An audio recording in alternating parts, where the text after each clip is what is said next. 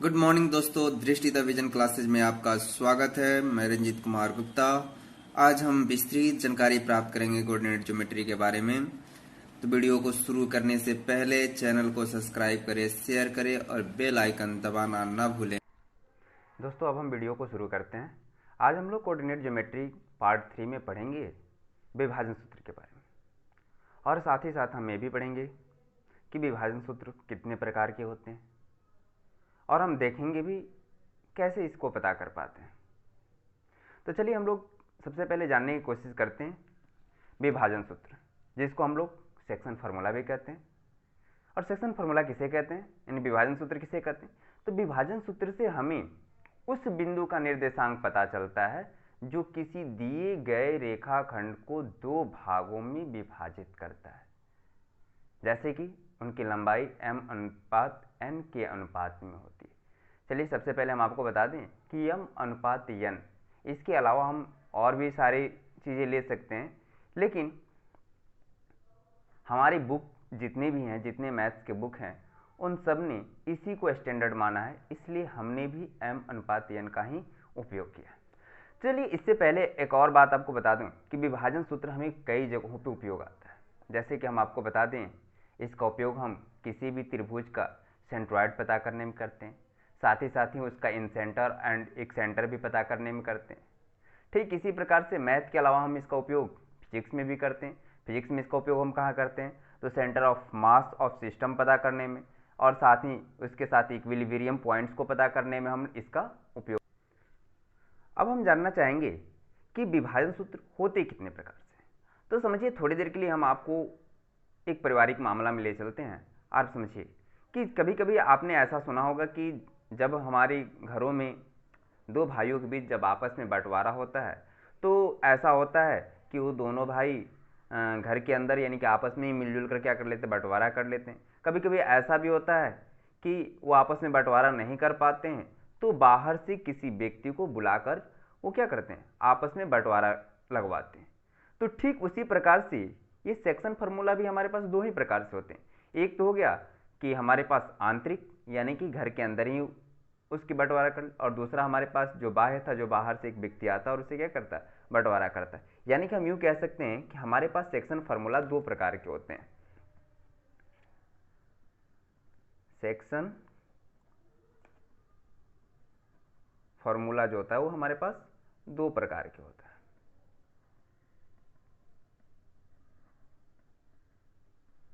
पहला हमारे पास होता है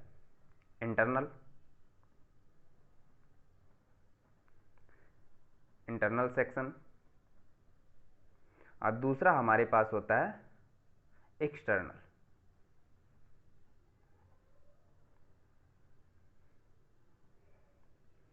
यानी कि इसको हम लोग कहते हैं अंतः विभाजन, और इसको हम लोग कहते हैं बाह्य विभाजन। तो आज हम लोग सबसे पहले हम लोग जानने की कोशिश करेंगे कि हमने तो ये देख लिया कि हमारे पास सेक्शन जो होता है यानी कि विभाजन जो होती है वो दो प्रकार से होती है। तो पहला हमने देख लिया कि एक हमारे पास इंटरनल सेक्शन होता है, दूसरा हमारे पास एक्सटर्नल सेक्शन होता है, यानी कि एक अंतः विभाजन होता है, दूसरा हमारे पास बाह्य विभाजन होता है। तो चलिए हम लोग जानने की कोशिश करते हैं कि आखिर में अंतः विभाजन होता क्या चीज़ है।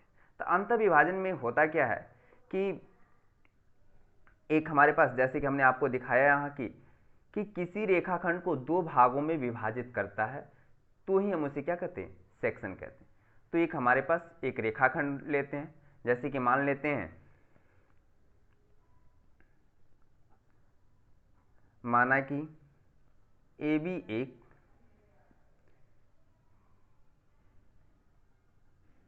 रेखाखंड है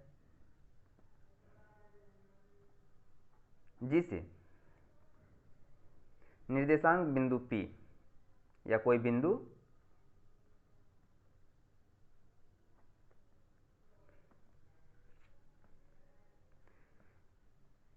निर्देशांक बिंदु P m अनुपात n के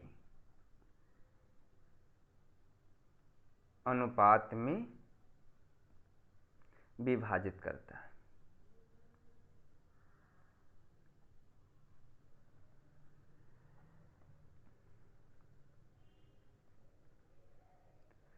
तब P का निर्देशांक बिंदु,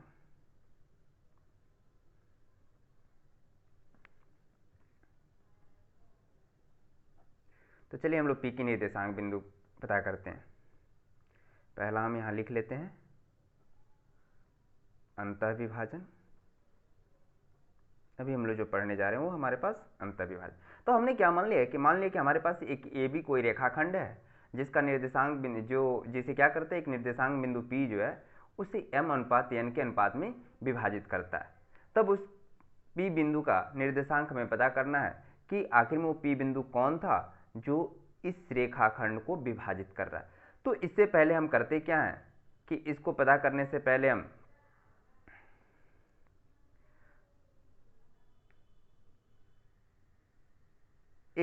कार्टेशियन प्लेन लेते हैं।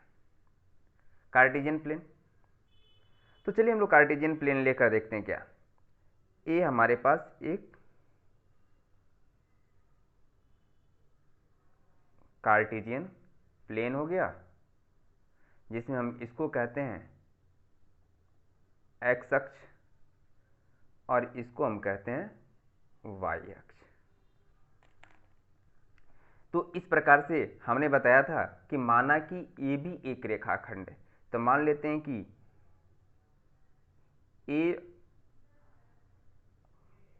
और बी, ए हमारे पास एक रेखाखंड है, इसका नाम ए रख लेते हैं और इसका नाम हम बी रखते हैं। तो हम मान लेते हैं कि ए का जो निर्देशांक पॉइंट है वो हमारे पास x1 y1 है और बी का जो निर्देशांक पॉइंट है वो हमारे पास x2 y2 है। और हमारे पास जो P पॉइंट्स है वो क्या करता है, इस पूरे रेखाखंड को यहाँ से इसको m और इसको n के अनुपात में विभाजित करता है। अब हम पता करना चाहेंगे कि ये P पॉइंट्स जो है इसका निर्देशांक बिंदु क्या है। तो थोड़ी देर के लिए हम मान लेते हैं कि P बिंदु का निर्देशांक भी हमारे पास xy है। अब हम क्या करते हैं, यहाँ से इस A पॉइंट से x एक्सिस पे एक परपेंडिकुलर लेते हैं इस प्रकार से। ठीक उसी प्रकार से हम P पॉइंट से भी हम इस पर एक परपेंडिकुलर लेते हैं और B पॉइंट से भी हम x एक्सिस पे एक परपेंडिकुलर लेते हैं। चलिए अब हम क्या करते हैं, इस A पॉइंट्स पे अब सबसे पहले इसका हम नेमिंग कर लें थोड़ा। A जैसे कि यहाँ A हो गया, यहाँ B हो गया, तो अब हम इसको क्या कर लें, इसका नेमिंग कर लेते हैं थोड़ी सी। तो सबसे पहले हम लोग यहाँ नेमिंग कर लें, इसका मान लेते हैं कि हमारे पास AB और इसको मान लेते हैं कि C है, इसको मान लेते हैं हम D है और इसको मान लेते हैं हम E है। तो अब हम क्या करते हैं, इस AP जो है ना, यहाँ A पॉइंट से PD पर एक और हम क्या करते हैं, परपेंडिकुलर इस प्रकार से डाल लेते हैं और इस पॉइंट का नाम हम क्या मान लें, ABCD हो गया, E हो गया। अब हम इसे मान लेते हैं कि ये पॉइंट हमारे पास F है। ठीक उसी प्रकार से अब हम आते हैं इस P पॉइंट पे और P पॉइंट से क्या करते हैं, हम BC पर परपेंडिकुलर ले लेते हैं। तो यहाँ से हम एक ऐसा परपेंडिकुलर यहाँ ले लेते हैं और इस पॉइंट्स का नाम हम क्या मान लेते हैं, G है। चलिए अब हमें पता करना है कि आखिर में P पॉइंट्स का निर्देशांक बिंदु है क्या, जो इस पूरी AB रेखाखंड को, AB लाइन सेगमेंट को m/n में डिवाइड कर रहा है। तो उससे पहले हम लोग, तो हमने देखा कि ये हमारे पास y एक्सिस है, हमारे पास x एक्सिस है और ये हमारे पास ओरिजिन O है। तो अब हम क्या करते हैं, अभी हमने आपको बताया था या इससे पहले जो है कि पार्ट्स में हमने पढ़ा था कि एक्स एक्सिस पे जो भी दूरी होती है, अगर मान ली कि ओरिजिन से हम यानी कि O से अगर हम E के बीच की अगर दूरी पता करना चाहते हैं यहाँ से लेके यहाँ तक, तो हम आपको बताएं कि हमारे पास पॉइंट्स क्या होंगे। तो देखिए ये हो गया x, और यहाँ पे x पॉइंट्स पे जैसे हम ऊपर की तरफ बढ़ते हैं तो ये हमें बता रहा है कि x1 है, यानी कि y एक्सिस का पैरेलल जो है कि ये पूरी की पूरी लाइन हमारे पास x1 पॉइंट्स को शो करेगा। डैट मीन्स ये पॉइंट जो होगा हमारे पास कौन होगा, x1 होगा। तो हम इसको लिख सकते हैं कि ये यहाँ से यहाँ तक की दूरी हमारे पास क्या है, x1 है। ठीक उसी प्रकार से हम यहाँ से यानी कि O से D के बीच की अगर दूरी पता करना चाहें तो हमारे पास क्या मिलेगा। तो देखिए जैसे कि आपको बताए कि ये पूरी की पूरी जो हमारे पास y एक्सिस के जो पैरेलल आ रहा था, यहाँ पे कहीं भी अगर पॉइंट्स लेंगे तो सब के सब x1 शो करेगा। ठीक उसी प्रकार से ये भी हमारे पास जो लाइन दिख रहा है वो y एक्सिस के पैरेलल है। डैट मीन्स यहाँ जो x है यहाँ पे कहीं भी अगर रखेंगे तो x पॉइंट उसको शो करेगा, यानी कि यहाँ से O से D तक के बीच का जो डिस्टेंस है वो हमारे पास x है। तो चलिए और भी कुछ थोड़ी सी आगे बढ़ने की कोशिश करते हैं। उसी प्रकार से O से C के बीच का अगर डिस्टेंस पता करें तो देखिए ये हमारे पास क्या है, O से C के बीच का डिस्टेंस। तो चलिए O से C के बीच का डिस्टेंस ठीक उसी प्रकार से देखिए, जैसे कि हमें x लाइन पे हमें x पे दूरी पता कर रहे हैं, तो जो भी यहाँ दूरिया होगा वो x में ही होगा। अगर हम लोग यहाँ से ऊपर की तरफ अगर दूरी पता करते हैं तो y एक्सिस को शो करता है, यानी जो भी दूरी होता है वो y के रूप में होता। तो अब देखिए ये C पॉइंट्स जो है ये यहाँ देखिए किसको रिप्रेजेंट कर रहा है, x2 को रिप्रेजेंट कर रहा है। डैट मीन्स O से C के बीच का जो डिस्टेंस है वो हमारे पास है x2। चलिए ठीक उसी प्रकार से हम और भी कुछ चीज़ें जानने की कोशिश करते हैं। अगर हम इसको देखते हैं तो यहाँ से D से अगर E से और A के बीच का जो डिस्टेंस है अगर इसे देखें तो ये जो होगा हमारे पास वो क्या होगा, तो ये जो है किसके, तो हम देख रहे हैं कि हमारे पास y के लिए जो है कि ये दूरी जो है कि जो लंबवत दूरी है वो किसको रिप्रेजेंट करता है, y एक्सिस को रिप्रेजेंट करता है। डैट मीन्स ये पॉइंट जो है वो किसको शो कर रहा है, y1 को शो कर रहा है।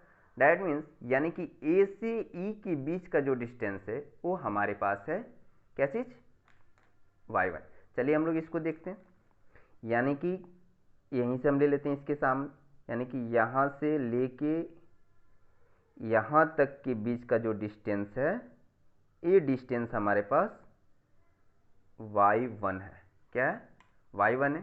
ठीक उसी प्रकार से यहाँ से अगर डिस्टेंस पता करते कहाँ तक के लिए, यहाँ तक के लिए, तो उस दौरान देख रहे ये किसकी रिप्रेजेंटेटिव है, यानी कि किसके पैरेलल, एक्स एक्सिस के पैरेलल है।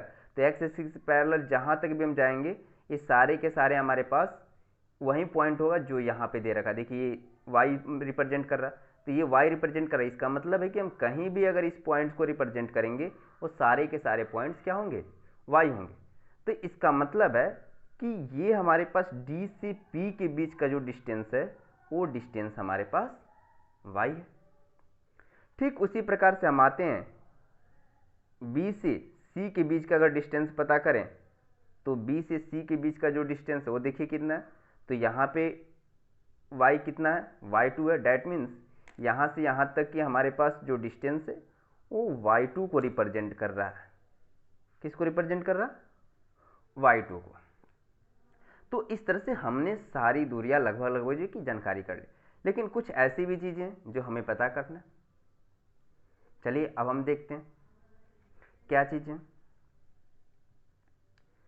तो सबसे पहले हम आपको बताएं कि हमें ये पता करना है कि P पॉइंट्स है कि, तो इसके लिए हम क्या करते हैं, थोड़ी सी ध्यान देते हैं हम यहाँ पे हमारे पास क्या है। अब हम क्या करते हैं, इससे पहले कि अब हमने देखा कि दो ट्रायंगल हमारे पास है, एक ट्रायंगल हमारे पास AFP बन रहा है, दूसरा हमारे पास PGB बन रहा है। तो हम क्या करते हैं, लिखते हैं इन ट्रायंगल। चलिए यहाँ से शुरू करते हैं।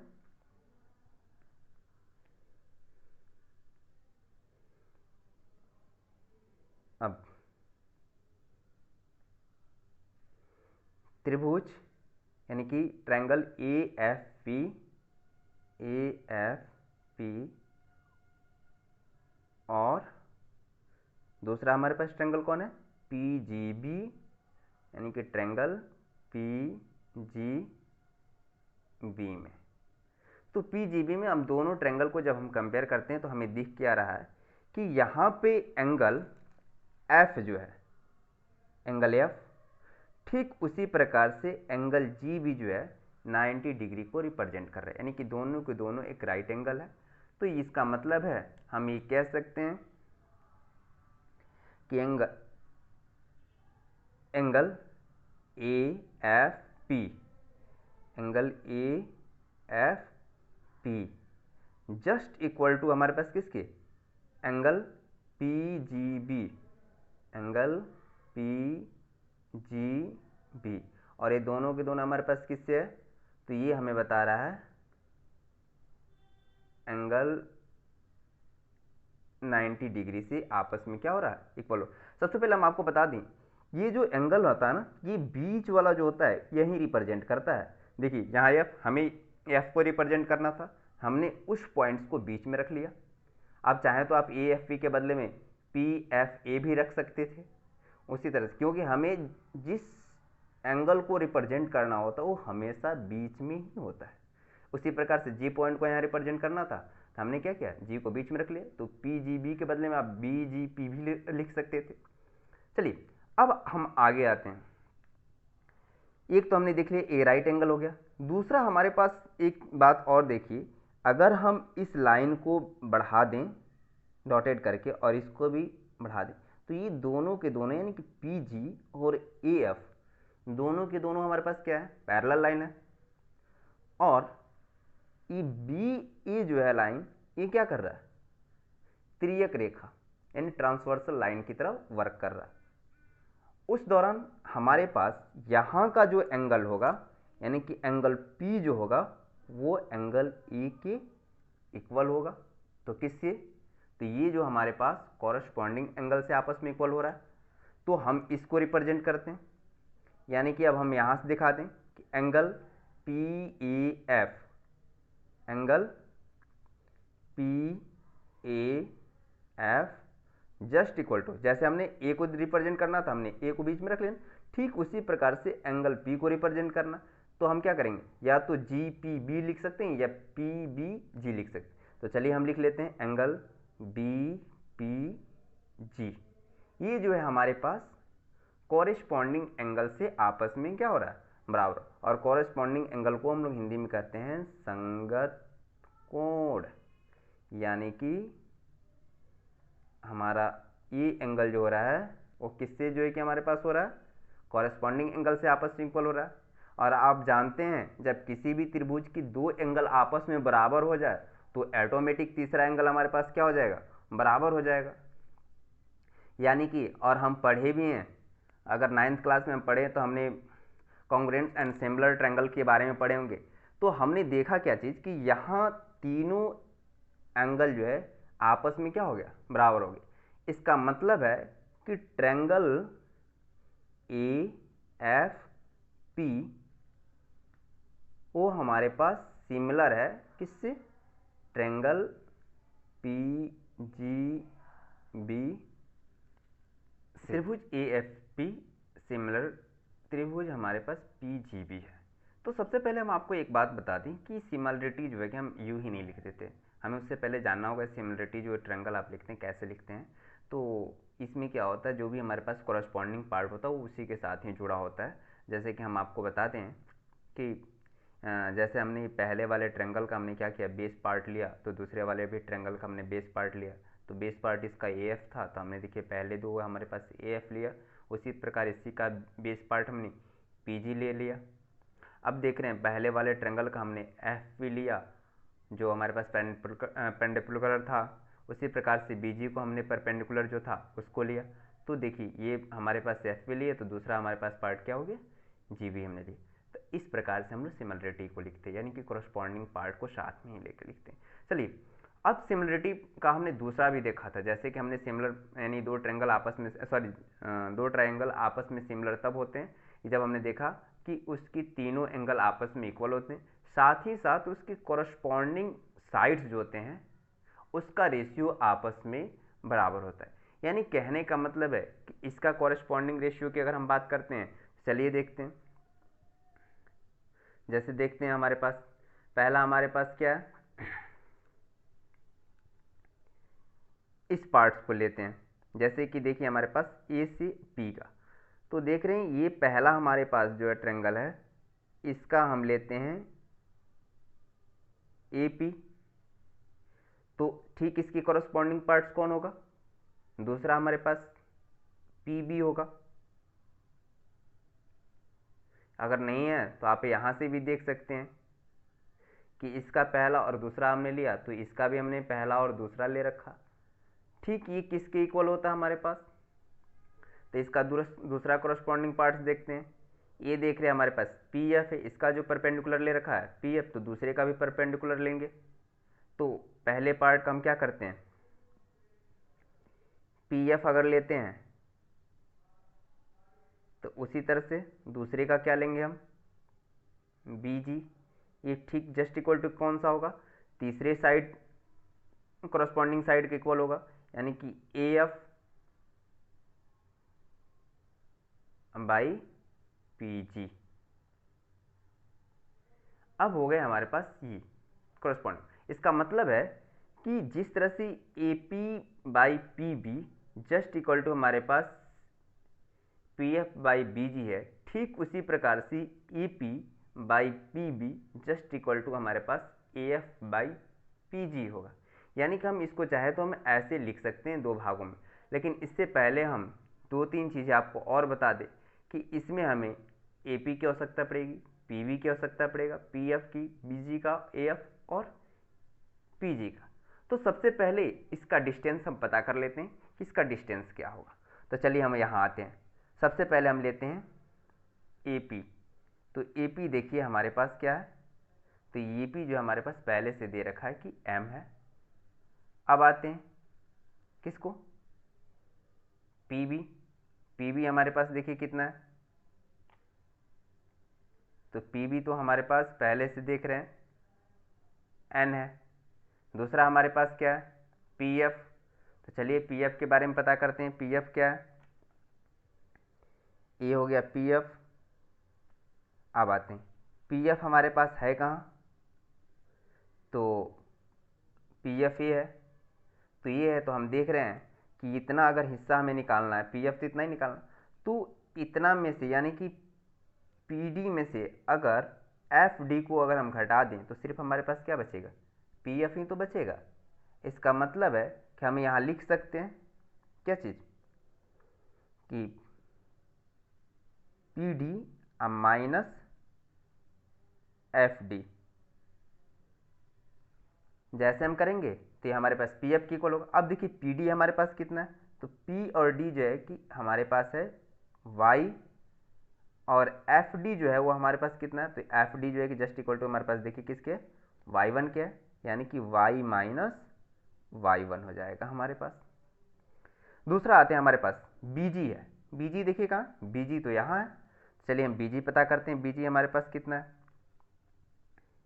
तो बी जी देखिए हमारे पास कितना है, तो बी जी बता रहा है ये है, तो बी जी हमारे पास कितना हो जाएगा, बी सी अगर माइनस हम कर दें सी जी के, तो हमारे पास क्या बच जाएगा, बी जी पार्ट बच जाएगा। इसका मतलब है हम लिख सकते हैं कि B C minus C G just equal to हमारे पास बी जी के हो जाएगा। अब देखिए बी सी हमारे पास कितना है, तो बी और सी टोटल पार्ट्स हमारे पास लेंथ किसका, इसका वाई टू के इक्वल है। देखिए यही है ना हमारे पास बी सी लेंथ, तो ये हो गया हमारे पास वाई टू। अब हमारे पास सी जी देखिए, सी जी कितना है, तो सी और जी ये हमें दिख रहा है यहीं पे, कौन सा, ये वाला है ना, ये वाला पार्ट हमारे पास वाई है, यानी कि माइनस हो जाएगा हमारे पास वाई। दूसरा लेते हैं हमारे पास, अब किसकी आवश्यकता पड़ेगा हमें, ए एफ की। चलिए ए एफ देखते हैं हमारे पास कितना है, ए एफ है कहाँ, पहले देखिए ए एफ हमारे पास ये रहा, ए एफ जो है कि जस्ट इक्वल टू हमारे पास ई डी का है, तो हम लिख सकते हैं A F just equal to हमारे पास किसके है, ई डी की। और ई डी किसके इक्वल होगा, देखिए तो हमारे पास अगर ओ डी, क्योंकि हमें ओ डी मालूम है लेंथ और ओ ई मालूम है, अगर हम ओ डी में से ओ ई को सब्ट्रैक्ट कर दें तो बचा क्या चीज़ हमारे पास, ई डी ही तो बचेगा, और ई डी ए एफ के बराबर है।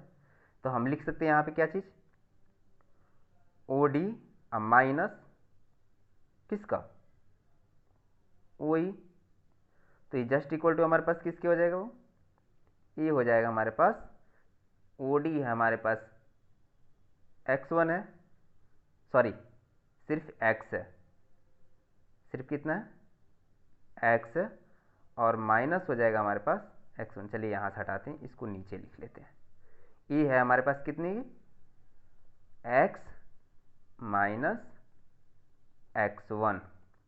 चलिए दूसरा देखते हैं हमारे पास क्या है, दूसरा हमारे पास रह गया pg, pg पता करते हैं कितना होगा हमारे पास, pg देखते हैं। अब pg हमारे पास कितना है, तो pg देखिए हमारे पास ये रहा, और pg जस्ट इक्वल टू हमारे पास किसके है, dc के है, तो हम लिख सकते हैं pg जस्ट इक्वल टू हमारे पास dc है।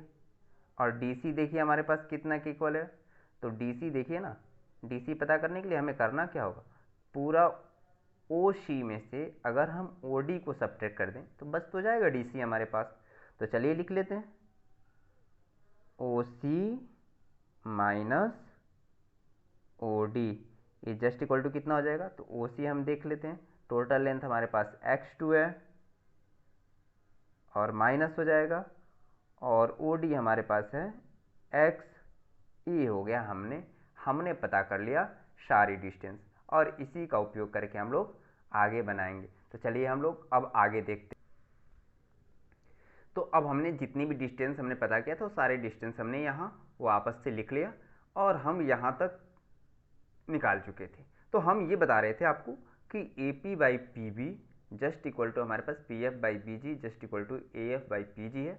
तो जिस प्रकार से A P by P B जो है वो equal to P F by B G है, ठीक उसी तरह से A P by P B जो है वो किसके इक्वल होगा, A F by P G के इक्वल होगा। तो चलिए हम लोग थोड़ा सा और आगे आते हैं। अब हम क्या करते हैं, इसको दो भाग में लेते हैं, A P by P B just equal to हम क्या करते हैं, P F by B G लेते हैं। पहले एक पार्ट को लेते हैं। तो चलिए हम देखते हैं, ए पी हमारे पास है कितना, एम, और पी बी है कितना, एन, जस्ट इक्वल टू करते हैं। पी एफ कितना हमारे पास, तो देखिए तो पी एफ हमारे पास ये रहा, पी एफ है कितना, y माइनस वाई वन, तो हम यहाँ पे लिख लेंगे y minus Y one by कितना है, बी जी, बी जी आपके पास ये रहा, और ये कितना हमारे पास y2 माइनस वाई, तो लिख लीजिए y2 माइनस वाई। अब हम क्या करते हैं, इसको जब दो चीज़ें आपस में क्या हो, इक्वल में, और दोनों आपस में बट्टा में, तो हम उस दौरान क्या करते हैं, क्रिस क्रॉस मल्टीप्लिकेशन करते हैं। तो हम क्या करेंगे, m से इसको मल्टीप्लाई कर लेंगे, यानी कि ऊपर वाले को नीचे और नीचे वाले को ऊपर वाले से मल्टीप्लाई कर लेंगे, यानी कि ये हो जाएगा m multiply y2 minus Y just equal to कर लेंगे n multiplied y minus Y one. चलिए हम आते हैं और थोड़ी सी आगे। अब देखिए हमारे पास अगला पॉइंट क्या आता है, जब m से y2 में मल्टीप्लाई कीजिएगा, यानी कि हम करते हैं क्या, इस बाहर वाले से इसमें एक बार मल्टीप्लाई करते हैं, फिर उसी प्रकार से इसी m से इसमें मल्टीप्लाई करेंगे, जिसको हम लोग डिस्ट्रीब्यूशन लॉ भी कहते हैं। तो m से y2 में जब मल्टीप्लाई करेंगे तो क्या हो जाएगा हमारे पास, my2, फिर m से y में मल्टीप्लाई करेंगे तो क्या हो जाएगा हमारे पास, my हो जाएगा, लेकिन यहाँ पे सिंबल क्या है, माइनस का, तो माइनस देंगे। फिर उसी प्रकार अब यहाँ इक्वल टू है तो इक्वल टू लिखेंगे।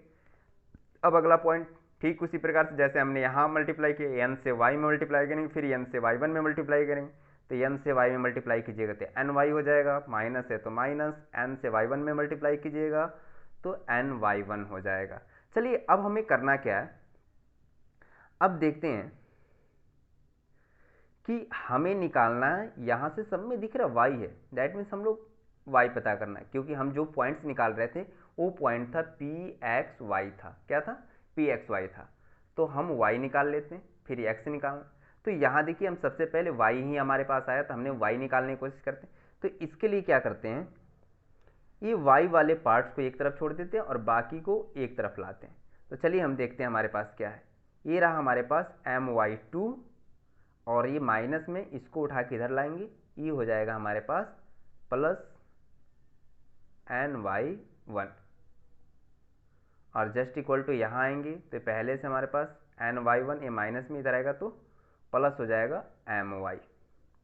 अब देखना क्या हमारे पास है कि यहाँ हमारे पास y है और यहाँ हमारे पास mn है। तो हम क्या करते हैं, इसको इधर ले लेते हैं। तो अगर इन दोनों का कॉमन हम यहाँ निकाल लें तो y कॉमन निकाल लें तो क्या बच गया हमारे पास, m प्लस n बच गया। दूसरी साइड हमारे पास क्या है, my2 प्लस ny1। तो हमें y इक्वल टू निकालना ना, तो जैसे y इक्वल टू निकालेंगे तो ये हो जाएगा my2 प्लस ny1। और ये देख रहे हैं y के साथ m प्लस n मल्टीप्लिकेशन में था, तो जैसे हम दूसरी साइड लाते हैं इसको ये डिवाइड में चला जाएगा, यानी कि ये हो जाएगा m प्लस n यहाँ डिवाइड में। ये हो गया हमारे पास इसका y कोऑर्डिनेट्स। किसका? तो जो हमारे पास p पॉइंट्स का जो डिवाइड कर रहा था m/n के रूप में, इसका हमने y कोऑर्डिनेट्स निकाल लिया। अब ठीक उसी प्रकार से हम क्या करते हैं, एक सेकेंड, एक बॉर्डर लाइन लेते हैं। ठीक उसी प्रकार से अब हम क्या करते हैं, जैसे हमने लिया यहाँ पे AP/PB जस्ट इक्वल टू इसके किया, ठीक उसी प्रकार से अब दूसरा पार्ट हम लेंगे। दूसरा पार्ट क्या लेते हैं, AP/PB जस्ट इक्वल टू अब किसके करेंगे, AF/PG के इक्वल करते हैं। चलिए जब इसको करते हैं तो अब हमारे पास देखते हैं क्या आता है। तो अभी हमारे पास देखिए क्या कि AP और PB, AP हमारे पास m है और PB हमारे पास n है, तो लिख सकते हैं m/n just equal to AF आते हैं। AF हमारे पास ये रहा, आया कितना, x minus x1 divided PG लेते हैं। PG हमारे पास कितना है, x2 माइनस x, तो हम यहाँ लिख लेंगे x2 माइनस x।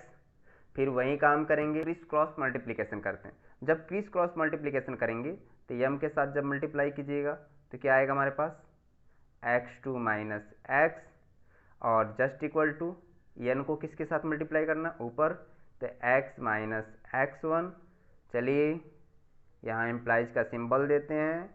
अब आगे आते हैं, अब हमें क्या करना है, फिर वैसे ही मल्टीप्लाई करेंगे, m से x2 में मल्टीप्लाई करेंगे mx2 माइनस फिर m से x में मल्टीप्लाई करेंगे mx just equal to n से x में मल्टीप्लाई करेंगे nx माइनस nx1। फिर वही काम करेंगे जैसे हमने यहाँ पे क्या किया था, दोनों y वाले को एक साथ कर लिया था, उसी तरह से दोनों x वाले को हम एक साथ कर लेते हैं यहाँ पे। तो चलिए x वाले देखते हैं हमारे पास क्या है। तो यहाँ देखिए हमारे पास यहाँ माइनस mx है, जैसे ही इधर उठा के ले जाएंगे क्या हो जाएगा, प्लस mx हो जाएगा। तो हम लिख लेते हैं प्लस mx और पहले से ही nx इधर था, तो ये हो जाएगा हमारे पास प्लस nx। अब इसको उठा कर हम इधर लाते हैं तो पहले से हमारे पास mx2 यहाँ पे था और जब इसको उठा के इधर लाएंगे तो ये हो जाएगा माइनस में, तो प्लस में हो जाएगा nx1। अब हमें क्या करना है, इन दोनों में कॉमन दिख रहा है x, तो x को कॉमन निकाल लिए, बच गया क्या हमारे पास m प्लस n। इधर आते हैं, यहाँ हमारे पास वहीं रह जाएगा क्योंकि इसमें कोई कॉमन नहीं दिख रहा है। जब कोई कॉमन नहीं दिख रहा है तो वहीं छोड़ देंगे। अब हमें निकालना क्या था, x, तो x निकाल लेते हैं। जैसे x निकालेंगे तो हो गया क्या हमारे पास, mx2 plus nx1 whole divided by, यहाँ देख रहे हैं x के साथ ये मल्टीप्लाई था, जैसे हम दूसरी तरफ ले जाएंगे ये हो जाएगा डिवाइड में और यहाँ आ जाएगा m प्लस n के रूप में। अब हमें यहाँ मालूम चल गया इसका y x कोऑर्डिनेट। तो इस तरह से हमारे पास जो px y पॉइंट है वो कितना हो गया हमारे पास, तो देखिए x हमारे पास ये रहा mx2 plus nx1 whole divided by कितना है हमारे पास m प्लस n, यहाँ कॉमा देंगे, फिर वाई पॉइंट, जैसे कि यहाँ पे कॉमा दिए तो कॉमा दिया, अब वाई पॉइंट लिखना है, तो वाई हमारे पास कितना है, my2 plus ny1 whole divided by m plus n। ये हो गया हमारे पास p कोऑर्डिनेट पॉइंट्स हो गया, और इसका नाम हम लोग देते हैं, जानते हैं, ये हमारे पास इंटरनल सेक्शन फार्मूला कहलाता है। इसका नाम है पूरा इंटरनल सेक्शन फार्मूला। चलिए, इसी से रिलेटेड हमें एक पॉइंट्स और ध्यान आता है। यदि जैसे कि हमने देखा कि यहाँ पे m और n जो था वो क्या किया था, m/n के रेशियो में डिवाइड किया था। अब इसी से रिलेटेड हम एक केस समझते हैं। यदि यही रेखाखंड को क्या करें, दो बराबर भागों में बांटे, तब हमारे पास m रेशियो जो n है वह 1:1 के रूप में होता है, क्योंकि यहाँ पे दोनों m और n दोनों आपस में बराबर भागों में बांट रहा है, यानी कि m जितना भाग होगा n का भी उतना ही भाग होगा। तो जब दोनों को हम क्या करेंगे, शॉर्टेस्ट फॉर्म में लिखेंगे, तो यह इसका रेशियो 1:1 के रूप में आ जाएगा। उस दौरान अगर हम सेक्शन फार्मूला की बात करते हैं तब हमारे पास क्या आता है, तो देखिए हमारे पास यही पॉइंट्स अगर P लेते हैं तब हमारे पास P पॉइंट्स देखिए क्या बता रहा है। अगर हम यहीं PXY जो है कब लेते हैं, जब m/n जो है कि 1:1 के रूप में हो तब, क्योंकि और ये होता कब है कि जब ये रेखाखंड को दो बराबर भागों में बांटता है। पहले हमने ये बताया था कि किसी रेखाखंड को क्या करते हैं, m/n के रूप में बांटता है। वहां पर हमने ये नहीं बताया था कि ये बराबर भागों में बांटता है, लेकिन ये केस कह रहा है कि यदि दोनों क्या करता है, यानी कि दोनों को बराबर भागों में बांटता है, तब उस दौरान हमारे पास m/n जो है कि 1:1 के रूप में होगा। तो चलिए हम वही चीज़ यहाँ पे लेते हैं, जैसे कि अभी हमने देखा कि हमारे पास PXY जो आया था, जो पॉइंट्स हमने लिया था कि जो m/n के रूप में क्या कर रहा था, डिवाइड कर रहा था। अब उसी पॉइंट्स को यदि हम निकालते हैं तब हमारे पास देख रहे हैं, क्योंकि फार्मूला हमारे पास मिला था mx2 प्लस nx1। चलिए वही हम लिखते हैं mx2 plus nx1 whole divided by m plus n, comma है कॉमा देंगे, फिर वहीं करेंगे my2 plus ny1 whole divided by हो जाएगा हमारे पास m प्लस n। चलिए अब देखते हैं हमारे पास ये हो गया, इसके जस्ट इक्वल टू नीचे आते हैं हमारे पास, ये देखिए सॉरी, इसको ये हमारे पास सर्किल ब्रैकेट है, स्मॉल ब्रैकेट। चलिए तो यम हमारे पास देखिए क्या चीज़ है, ये दोनों ही रेशियो हमारे पास 1 है, तो हम m के जगह पे यदि 1 रख लें तो 1 multiplied x2 plus 1 multiply x1 whole divided by कितना हो जाएगा वो, तो ये हो जाएगा m के जगह पे 1 प्लस 1, फिर कॉमा है कॉमा दीजिए। अब आते हैं हमारे पास my2, तो m हमारे पास कितना है, फिर वही है, m हमारे पास 1 ही है, मल्टीप्लाई y2 कर लेंगे, फिर हो जाएगा हमारे पास plus 1 multiply y1 whole divided हो जाएगा हमारे पास 1 प्लस 1, फिर वही हो जाएगा, फिर यहाँ सर्किल ब्रैकेट देंगे, यहाँ भी सर्किल ब्रैकेट देंगे। अब नीचे आते हैं फिर से, तो जब 1 से x2 में मल्टीप्लाई करेंगे तो क्या मिलेगा, हम पढ़े हैं कि किसी भी नंबर का यदि 1 से मल्टीप्लाई कर दे तो वहीं आता है, तो x2 से 1 में मल्टीप्लाई करेंगे तो वहीं आएगा x2, फिर प्लस क्या आ जाएगा x1 होल डिवाइडेड बाई 2, फिर कॉमा देंगे, ये हो जाएगा हमारे पास y2 plus y1 whole divided by कितना हो जाएगा हमारे पास 2। चलिए इसी चीज़ को हम लोग ऐसे भी तो लिख सकते हैं ना, x2 प्लस x1, अगर सीधा कर लें इसको x1 प्लस x2 तो क्या कोई दिक्कत है, नहीं, क्योंकि प्लस ही है, 2 प्लस 3 करो तो भी 5 आएगा, और 5 प्लस 2 करो सॉरी 3 प्लस 2 करोगे तो भी 5 ही आएगा। तो इस तरह से हम लोग इसको चेंज कर सकते हैं कि x1 plus x2 whole divided by 2, उसी तरह से इसको भी चेंज कर लेते हैं y1 प्लस y2 बाई 2। ये हो गया हमारे पास पॉइंट्स, और ये किसका पॉइंट्स निकाले, हमने निकाला था PXY, कब, यदि ये दोनों रेखाखंड को बराबर भागों में बांट रहा होता है तब। और इस तरह से ये भी एक हमारे पास फॉर्मूला बना, और किसका फॉर्मूला बना, तो इसका नाम होता है हमारे पास mid point mid point section formula.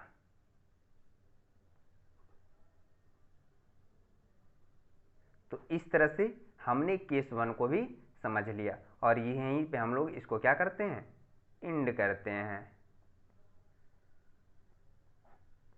तो अब हम लोग इसका रह गया दूसरा पार्ट हमारे पास एक्सटर्नल फार्मूला। एक्सटर्नल फार्मूला हम लोग अगले पार्ट में